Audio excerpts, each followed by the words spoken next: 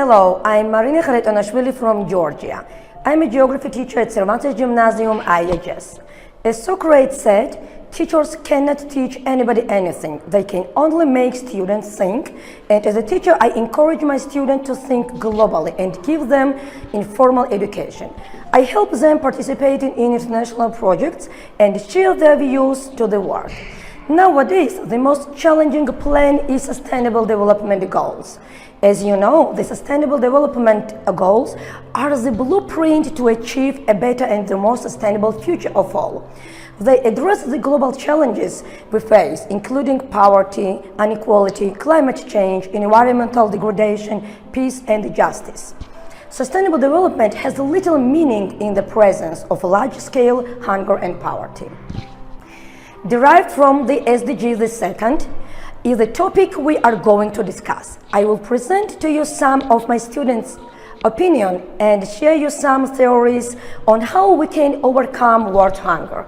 To make this activity creative, we decided to print some inspirational quotes about world hunger on politicians like me, and that was a great motivation for students to think about this massive problem more deeply. Achieving the feeling of absolute freedom is not easy. We sometimes believe that we have already achieved peace, but as Nelson Mandela said, freedom is meaningless if people cannot put food in their stomachs.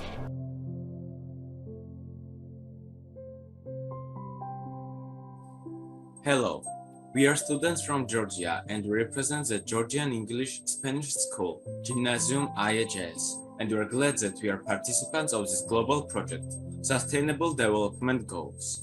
We were given the opportunity to present the meaning of one of the goals, and we will talk about goal number 2, zero hunger. First, I will start with a question of what hunger means. Hunger is a term used to define periods when populations are experiencing severe food insecurity, meaning that they go for entire days without eating due to lack of money, lack of access to food or other resources. The next question is, what is the definition of hunger? Here are some widely accepted definitions of key terms. Hunger is a distress associated with lack of food. The threshold for food deprivation and undernourishment is fewer than 1,800 calories per day. Undernutrition goes beyond calories to signify deficiencies in energy, protein, or essential vitamins and minerals. Malnutrition refers more broadly to both undernutrition and overnutrition, problems with unbalanced diets. Food security relates to food availability, access, and utilization. When a person always educates availability and access to safe and nutritious food to maintain an active and healthy life, they are considered food secure. Have you ever thought about what it's like not to have food every day? Well, I'm pretty sure that many people do not have to worry about that, but there are people who do. There are currently 925 million people in the world that starve every day. It hurts to think that many people do not make it through the night because they do not have food to eat. There are many solutions that we can help to solve this problem, and how can we exactly do that? Well, I'm going to talk about one exact solution. It's birth control education. High birth rates pose a problem when trying to solve hunger. Many people are not educated on reproduction or do not have access to contraceptives. Gaining access to contraceptives allows for family planning and economic freedom. Food security is one of the largest problems facing our world today. To be food secure, a country must have enough food to feed its population and be capable of feeding its growing population in the future. About 700 million people today do not have enough food available to keep themselves healthy. They are plagued by hunger, malnutrition, disease, and death. One reason that many third world countries are not food secure is that they do not have the technology to keep up with the growth in population. For example, in many countries, crop fields cannot be worked to their full potential. One way to help solve this problem is to bring unused machinery, which has been exceeded by our technology, to these countries. But it takes more than just bringing the technology to them. We need to teach them to use it and grow from it. The world's farmers produce enough food to feed 10 billion people, which is much more than global population. Despite this excess, hunger still exists. It is caused by poverty and inequality, not because of scarcity. Many people living in poverty simply do not have enough money to buy food due to factors like having children at a very young age, natural disasters, or lack of opportunities for income. Poverty is the principal cause of global hunger. The unequal distribution of income and lack of resources in developing countries means that millions of people simply cannot afford the land or farming supplies they need to grow, or otherwise gain access to nutritious food. It's a cyclical problem too. If you are constantly hungry, you suffer from low levels of energy and reductions in mental health and physical functioning, which in turn makes it difficult for you to work or learn. This then leads to continued poverty and continued hunger. Poverty causes hunger. Not every person living in poverty faces chronic hunger, but almost all people facing chronic hunger are also living in poverty. Millions live with hunger and malnourishment because they simply cannot afford to buy enough food, cannot afford nutritious foods, or cannot afford the farming supplies they need to grow enough good food of their own. Hunger can be viewed as a dimension of extreme poverty. It is often called the most severe and critical manifestation of poverty. The number of undernourished people has dropped by almost half in the past 2 decades because of rapid economic growth and increased agricultural productivity. Many developing countries that used to suffer from famine and hunger can now meet their nutritional needs. Unfortunately, extreme hunger and malnutrition remain a huge barrier to development in many countries. There are 821 million people estimated to be chronically undernourished. Over 90 million children under 5 are dangerously underweight. Undernourishment and severe food insecurity appear to be increasing in almost all regions of Africa as well as in South America. The aim is to end all forms of hunger and malnutrition by 2030, making sure all people, especially children, have sufficient nutritious food all year. This involves promoting sustainable agriculture, supporting small-scale farmers, and equal access to land, technology, and markets. The main cause of hunger worldwide is poverty. Millions of people around the world are simply too poor to be able to buy food. They also lack the resources to grow their own food, such as arable land and the means to harvest, process, and store food. There are many causes of poverty that contribute to the problem of world hunger. For example, conflicts around the world, including wars between countries, civil wars within countries, terrorism, and other violence, displace millions of people, leading to increased poverty and hunger. Another contributing factor is hunger itself. Although it might seem odd to blame hunger for hunger, it's actually a reflection of the vicious cycle that hunger causes. When people are undernourished, they tend to be weak and unhealthy. If hunger makes it hard to grow and learn, it's no surprise when these people can rise up to break the cycle of poverty and hunger. The solution to combating hunger seems simple. Get food to people in need when they need it. And while we have answered the call time and time again in responses to crisis and humanitarian need, supporting food security requires much more than filling people's bellies. Food security exists when people at all times have physical, social, and economic access to adequate and nutritious food so they can live healthy and productive lives. We can combat global hunger and malnutrition, but it takes a holistic approach to ensure long-lasting impact. Here are 5 ways through efforts like Food for Peace and Feed the Future is investing in agriculture and food security to end hunger. Nobody wants to worry about where their next meal is coming from. Yet over 800 million people around the world, most of them in developing countries, hunger is more than just having enough food to eat. It's about having enough nutritious food to eat. Poor nutrition is attributed to 45% of deaths in children under the age of 5. A significant portion of the world's population is also affected a shortage of vitamins and minerals necessary to good health. This is sometimes called hidden hunger because there may not be obvious. And while our planet produces enough food to feed the more than 7 billion people who inhabit it, systemic inequality and economic disparity has led to unbalanced distribution and unequal access. The Food and Agriculture Organization of the United Nations estimates that 1/3 of the food produced worldwide is lost or wasted. At the same time, hunger kills more people every year than malaria, tuberculosis, and AIDS combined. But this is an injustice that we can remedy in our lifetime. If done right, agriculture, forestry, and fisheries can provide enough nutritious food for all. What if you have plenty of food but lack the storage solutions to make it last? Now, this is another problem that when solved can make a big difference in closing the hunger gap. Sometimes this requires big interventions like building or rehabilitating grain stores. Other times this change can happen at the household level. One innovation concern has introduced into women's group around the world are solar dryers, which serve as one solution. Sun-drying vegetables, a traditional practice, preserves micronutrients and prolongs shelf life.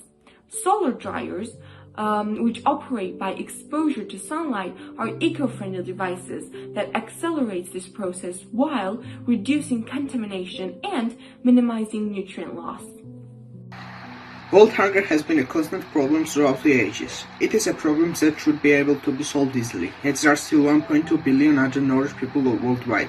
With the world population being 6.7 billion people and there's producing more than enough food for this amount of people, why is it there are hungry, malnourished people all around the globe?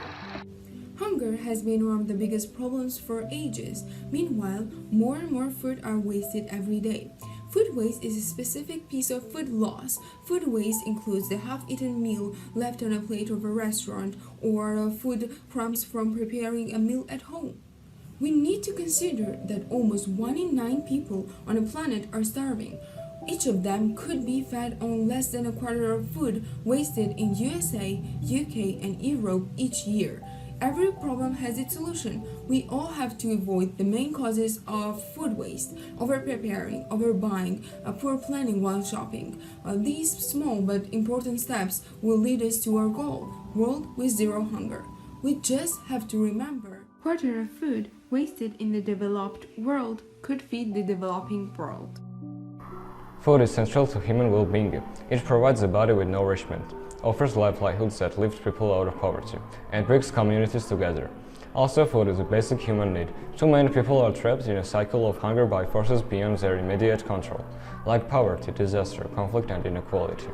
Despite decades of progress in reducing world hunger in 2017, some increases in the number of people who are hungry. More than 820 million people still go to bed hungry every night.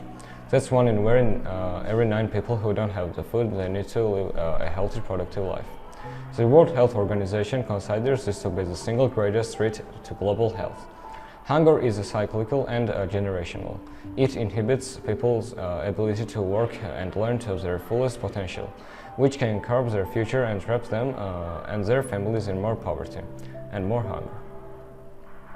Our world is facing the greatest challenges in the history of humankind. There are 7 billion of us, and more we are, the more threatening it is to the future of this entire planet. The climate crisis, divisive politics, deep inequality, COVID-19, and world hunger are one of the most important and considerable problems that need to be solved so we can live in the future that we want.